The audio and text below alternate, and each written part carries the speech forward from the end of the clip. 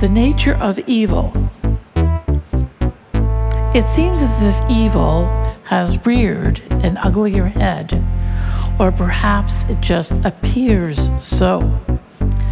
Not long ago, evil meant a punch in the nose by the commoner or beheading by the king. Anymore, evil has morphed into a force so sophisticated and simple as a virus, a strand of DNA sheathed. That is, one terrorist, one bomb, striking hordes of innocents.